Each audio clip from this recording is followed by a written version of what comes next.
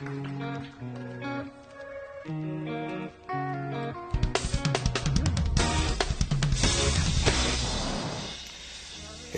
I'm not going to take long with this.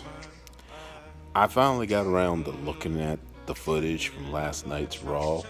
One of the few interesting, I won't say bright spot, but interesting spots on what was otherwise a pretty bad show. The Sasha and Bayley segment, where after Sasha saved Bayley from getting jumped by the Riot Squad, and they lost the tag team match, but Riot Squad lost as well. They have a confrontation, or rather Bayley confronts Sasha about what's going on here. And Sasha basically pours out her heart, and at the very end of it said, the fact is, I love you.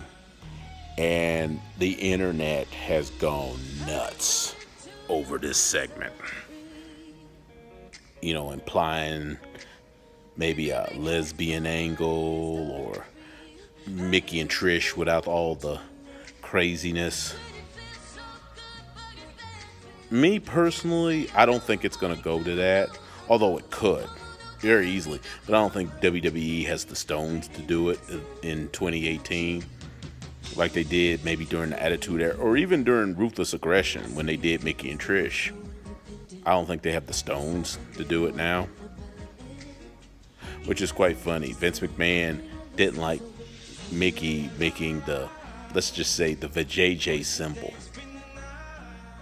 and licking out with her tongue, and yet he's the one that wanted to propose an incest angle with his own daughter.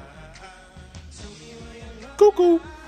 But it's sort of related to what I'm going to say. If it was me booking it, and I had to book it based off of that, this is what I would do. We're a few weeks from SummerSlam, right? After that, I would have the following week a tag team match with Bayley and Sasha against Riot Squad again. Hey, why not? They've repeated dozens of times. But then I would have a twist. I would have a twist where Bayley and Sasha actually won. And then all of a sudden, Sasha, Bayley's being all joyous and everything. And when Bayley turns around, Sasha clotheslines the crap out of Bayley and gives her a really good whooping. And then as she's leaving the arena, Renee Young or somebody confronts Sasha about what just happened, along with Kurt Angle, wanting to know what happened. And basically she goes ballistic. She's like, screaming like, leave me alone, and I don't want to talk about it and stuff. And Kurt Angle's threatening suspensions and this and that, and Sasha just storms off. The following week, in a taped interview, I would have her reveal, be like, when I came to the main roster, it was to be the best women's champion, whether it was on Raw, whether it was on SmackDown. But then later came my one weakness, Bayley. I actually love that the kids love her. I actually love she loves to be friends with everybody. I actually love that she loves everybody. Because it's what I want it to be. But I can't. I'm the boss. I'm Sasha Banks. And then after she goes into that, I would have her look into the camera and go, Bayley, I really do love you. But if I'm going to be the champion that I want to be, if I want to be the legend that I want to be, at SummerSlam, I must destroy you.